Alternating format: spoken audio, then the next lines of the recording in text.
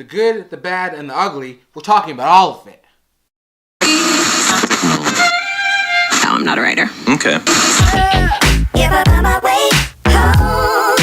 Hey guys, welcome to Rob the Fiasco Reviews, where I do movie reviews, TV show reviews, and a lot more. So if you're new to the channel, make sure to subscribe down below. Let's waste no more time. So this show is created by Noah Hawley, the mind that brought you Fargo, that you know and love. Season 1 more than Season 2, I think, for the most part. Now the show is about David, a mutant who doesn't know he's a mutant. He was diagnosed with schizophrenia, so his whole life is spent thinking that he's crazy, but little does he know, he's possibly the strongest mutant that we've ever seen.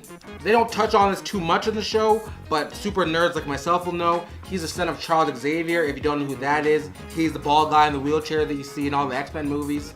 So that's a little fun fact for you. There's a lot about this show that I want to talk about, but I'm not going to do any spoilers. Comment down below if you want me to do a spoiler review after this one. I'm going to talk as vaguely, but get into some specifics on the show. So Legion, there's a lot of good about this show. This show is very inventive.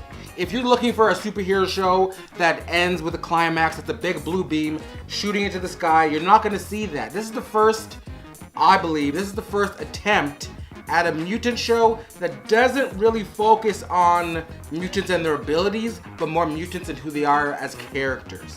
Now, does that work? Yeah, I think so. This is the best show I've seen, possibly even movie, that delves into each character. You know why these characters are doing what they're doing, because the creator spent so much time developing these characters and giving you reason to root for them or to hate them.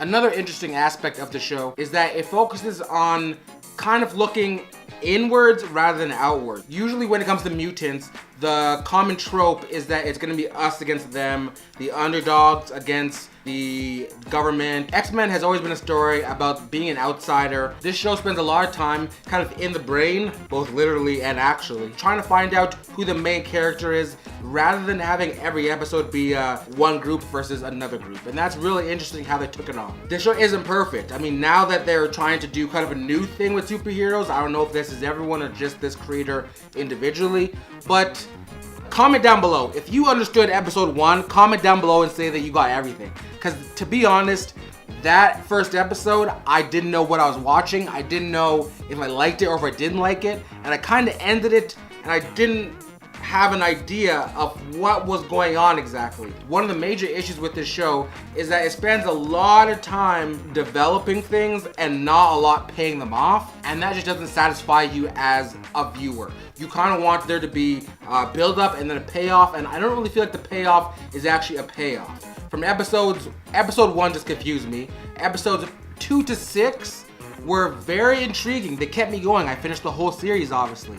And then episode 7, I feel, is where it gets the strongest. They do have a big exposition dump where they kind of explain to you everything that's going on, so you're finally let in to everything behind the scenes. And that, for me, was my favorite episode because I finally understood everything. They finally started to answer questions, and I was less confused and left in the dark.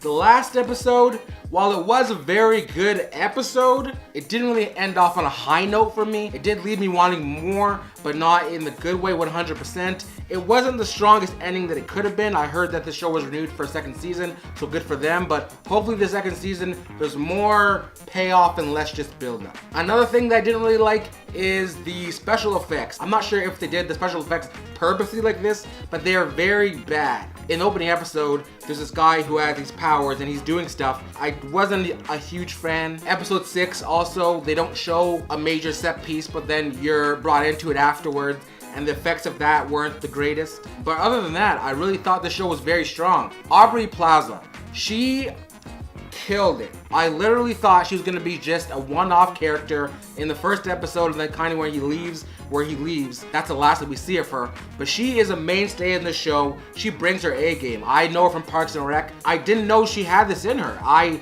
only know her from one kind of thing, and this just broke the mold for me. She is now, I think, someone that can play. She has range. She has crazy range. I think she should be casted in a lot more things. Another thing that I liked was the monster in this show. Jesus. I was listening to a podcast earlier this week where Noah Hawley, the creator, was talking about how this monster was based off my 600-pound life. Scary, scary creature. And it did, every time he was on screen, I was like, what the heck is going on? What am I watching right now? And the costume design that they chose was definitely awesome. Dan Stevens, who plays David in the show, to be honest, I didn't know who he was. I watched Beauty and the Beast, and I know he played the Beast. But this guy, he can act. I mean, he had to carry a lot of things. He had to show a lot of range. He's happy, he's sad, he's crazy. That's just a few of the emotions that he has to emote. And he delivers on all of them. I was never taken out of his performance, and he was fantastic in the show as well. There's a lot to talk about. I might have to do a second video on this. Comment down below. Again, I can go into more spoilers, but there's a lot that I want to talk about. One more thing. I liked how you didn't really know where the show was set in time. They would use technology from either our time now, 2017, but then their costume design was like 70s, so you didn't know where the show took place. It was a little touch on top that just added to the allure of the show, and I really liked it. If I could change anything about the show, it would be to spend less time in the dream sequences. I mean, they were shot beautifully. This whole show was shot beautifully. I mean, FX, Noah Hawley, his whole team, they know how to shoot beautiful television. If you watch Fargo, you know that. I feel like the show would have been better off if we got more, I know this is a little counterintuitive, but if we got more confrontations and less kind of battles up within. I did enjoy that aspect, but to tone it down a bit and give us more of a whole show or a complete show, that would have taken the show to a whole nother level. But the show by itself, I loved it. I'm gonna have to rewatch it because this show has a lot. This is the kind of show that you don't have your phone on, you're not on your computer, you pay attention. There's some shows where you can kind of, second screen is what they call it, where you're kind of paying attention, but you're not really paying attention. You can't do that with this show. If you do that, you're gonna miss several things. But yeah, if you want a good show, it's very short, only 8 episodes that you wanna get into, I definitely recommend watching Legion. Alright guys, if you got this far, thank you very much for watching my review. Again, if you're not subscribed to my channel, hit the subscribe button down below so you can get updates on when I upload next. Leave thumbs up, guys. If you like this video, leave me thumbs up. I love my thumbs up. Leave comments down below. What did you like about the show? What did you not like about the show? Comment that down below. And remember, guys, there is no spoon. Stop recording. Stop recording.